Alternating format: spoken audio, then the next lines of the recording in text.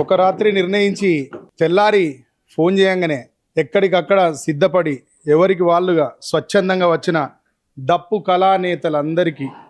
కళానేతలందరికీ అభినందనలు, ఉద్యమాభివందనాలు.